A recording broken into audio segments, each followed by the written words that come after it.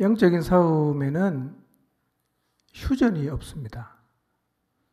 그래서 사단은 늘 틈을 노리고 우리 마음속에 어둠 그리고 부정적인 생각을 밀어넣으려는 노력을 정말 우리 상상 이상으로 열심히 하고 있다는 사실을 잊지 마시기를 바랍니다. 그래서 우리에게 필요한 것은 깨어 있는 거예요. 영적으로 깨어 있는 것입니다. 특별히 지금의 상황에서는 깨어 있는 것이 매우 중요합니다. 여러분이 초대해서 오늘 드디어 교회를 나왔으니까 이제는 기도는 슬슬 해도 되겠다는 생각이 불현듯 여러분의 마음속에 들었다면 그 생각의 출처가 어디인지를 규명하셔야 합니다. 지금 우리는 더 열정을 가지고 나가야지 이 정도면 됐다라고 여유를 부릴 때는 아니거든요. 앞으로 최소 3주 이상 제가 복음을 전할 것입니다. 좀 다양한 관점에서 복음을 설명할 것인데요. 계속 복음을 듣는 자리에 나올 수 있도록 깨어 기도하시고 초대하시기를 바랍니다. 스스로 확인해 보셔야 되는 것은 예배 한번 데리고 나오는 게 목적이 아니었잖아요. 그들이 복음을 듣고 복음을 받아들이고 예수님을 믿어서 지옥에 떨어지지 않게 하는 것이 목적이었다는 사실을 기억하시고 한번 모시고 초청한 것으로 끝내거나 혹은 만족하지 마시고 그들이 복음 앞에 반응할 때까지 계속해서 기도하고 옮긴 그 걸음이 더 이상 주님 앞에 멈춰지지 않고 지속적으로 하나님 앞으로 말씀의 자리로 나올 수 있도록 하나님 주시는 인도를 따라 최선을 다하시기를 바랍니다. 어제 저한테 문자가 한 통 왔어요.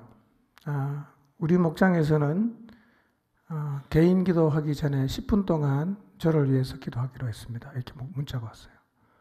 제 기분이 좋았겠어요? 나빴겠어요?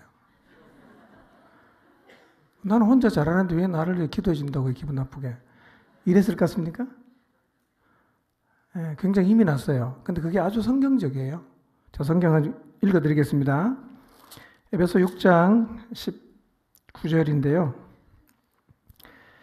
표준 세번역으로 읽어드릴게요. 또 나를 위하여 기도하기를 내가 입을 열 때에 하나님께서 말씀을 주셔서 담대하게 복음의 비밀을 알릴 수 있게 해달라고 하십시오. 나는 사슬에 매여 있으나 이 복음을 전하는 사신입니다. 이런 형편에서도 내가 마땅히 해야 할 말을 담대하게 말할 수 있게 기도하여 주십시오. 이게 바울의 기도 부탁이에요.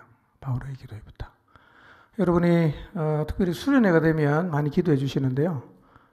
감사합니다. 근데 지금 우리가 복음을 전한 이 기간 동안에도 여러분이 특별히 개인 기도하시기 전에 좀 기도해 주시면 하나님께서 이 교회 공동체를 통해서 역사하시고 말씀을 통해서 영혼들이 주께로 돌아오는 그런 일들이 더 강하게 일어나리라고 믿습니다.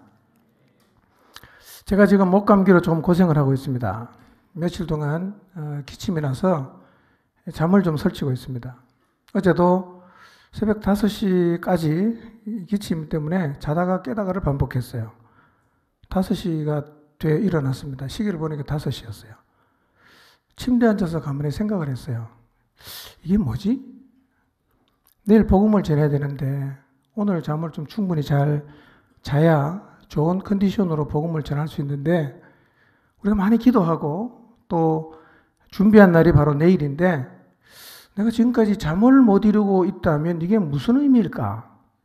이런 생각이 불현듯 들었어요.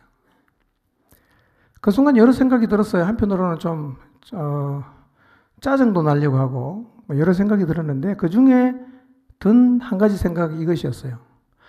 하나님이 기도하라고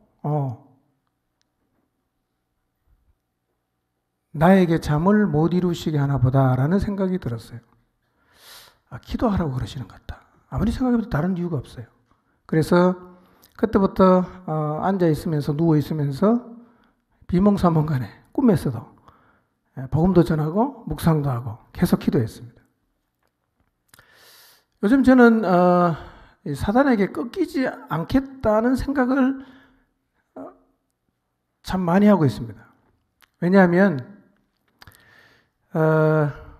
복음을 전하고 영혼을 구원하는 일에 우리가 매진을 하면서 저뿐만 아니라 많은 우리 이 지체들 가운데에서 이런 영적인 공격들을 제가 느끼고 있거든요. 제가 작정한 게 뭐냐면 사단이 주는 생각은 절대로 내가 받아들이지 않겠다. 거부하겠다. 그리고 마음에 작정을 했습니다.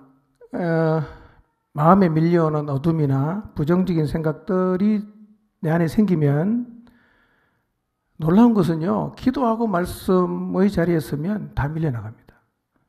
특히 기도. 예. 가끔씩은 어둠을 즐기고 싶을 때도 있어요. 여러분도 그렇습니까? 좀 무드를 타고 싶을 때 있잖아. 좀 우울해지고. 예.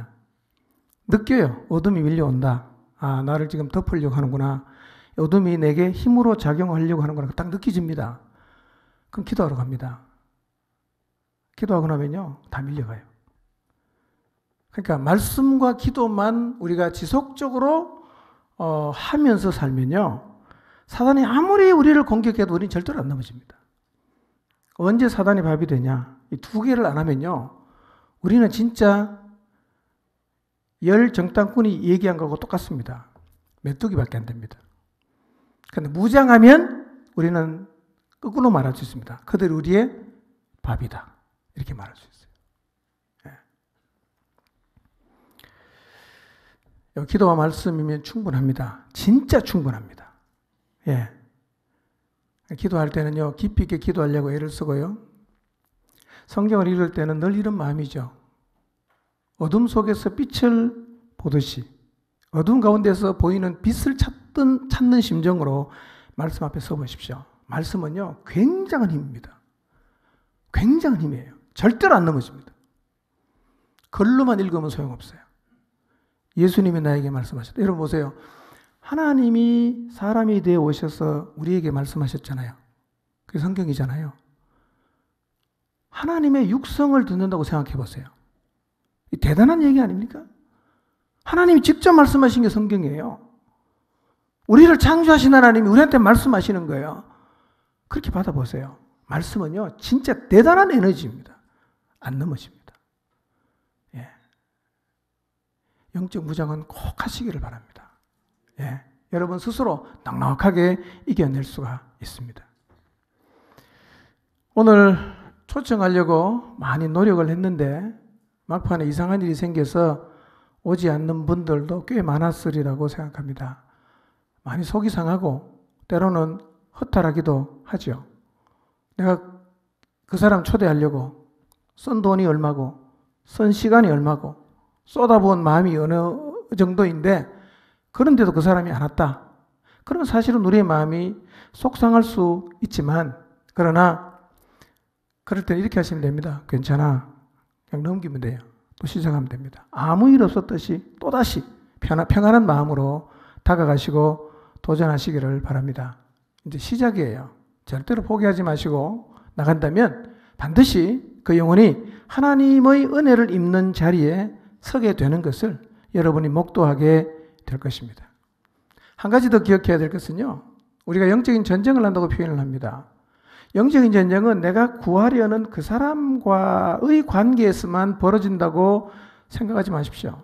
사단의 표적은 두 개입니다. 하나는 누구냐?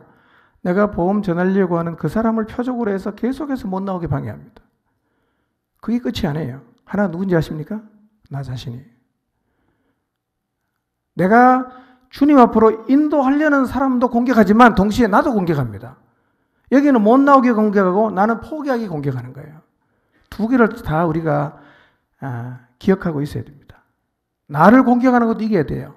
저쪽을 공격하는 것도 우리가 기도로 도와줘야 됩니다.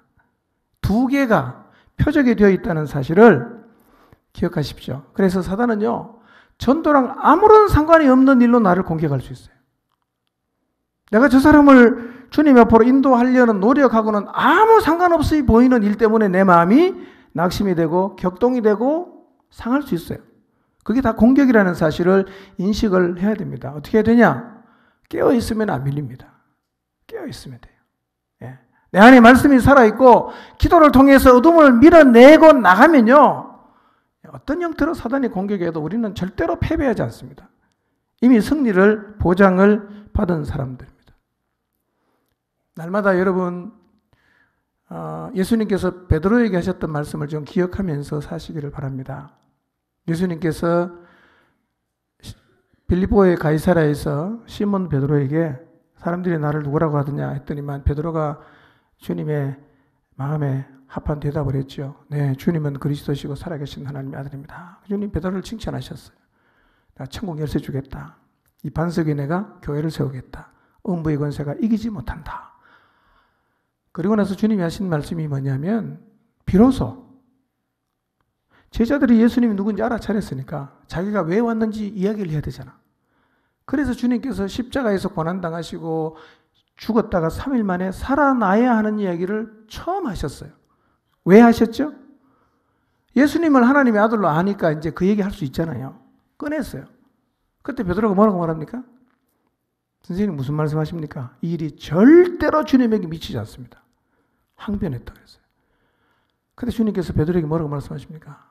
그래, 너밖에 없다. 고맙다. 이랬습니까? 안 그랬거든요. 사단아, 내 뒤로 물러가라. 너는 나를 넘어지게 한다. 왜? 네가 하나님의 일을 생각하지 않고 사람의 일을 생각한다 그랬어요. 이 말씀을 잘 기억하십시오. 여러분, 하나님의 일을 생각해야지 사람의 일을 생각하지 마세요. 사람의 일을 생각하면 그게 어디서 출처가 됩니까? 사단이에요. 그 예수님께서 베드로 보고 말씀하십니다. 사탄아 물러가라 그랬습니다. 사탄아 물러가라. 예. 생각은요, 5만 가지 생각이 다 들어요. 근데 우리는 늘 기억해야 됩니다. 출처가 어딘가를 알아야 돼요. 이게 사단이 준 생각인지 성령님이 주신 생각인지 출처를 알아서 구분해야지, 내 안에 드는 모든 생각을 다 받아들이면요, 우리는 정말 삶이 혼란스러워집니다. 구분할 수 있잖아. 말씀이 있으니까. 아, 이거는 사단이 주는 거구나. 이건 하나님이 주시는 거구나. 구분해서 사람의 생각, 사단이 주는 생각을 다 밀어내야 됩니다. 그리고 하나님이 주시는 생각만 마음속에 받아들이며 살아가시기를 바랍니다. 오늘 부자와 거지 나사로의 비유를 들었습니다.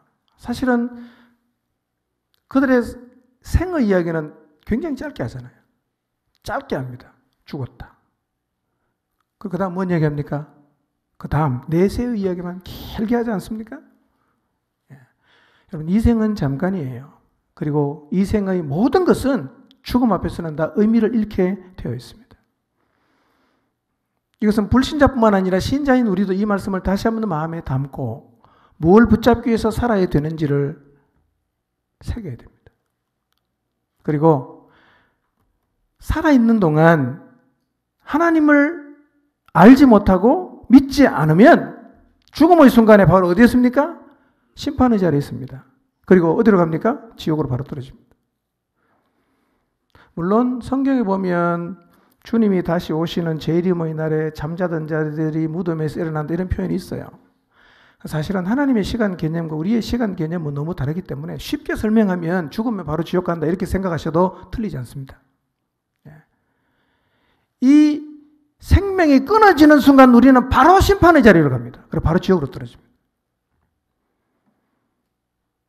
그래서 기회를 놓치면 죽은 부자처럼 우리도 죽은 이후에는 우리의 영원한 운명을 바꿀 수 없다는 사실을 뒤늦게 깨닫고, 예수님 안 믿는 결과가 얼마나 심각한지를 뒤늦게 깨닫고 절규하지만 사실은 그 자신의 운명을 바꿀 수가 없습니다. 죽은 자가 얼마나 절규했어요. 죽은 자 뭐 때문에 절규합니까? 남아있는 가족들이잖아.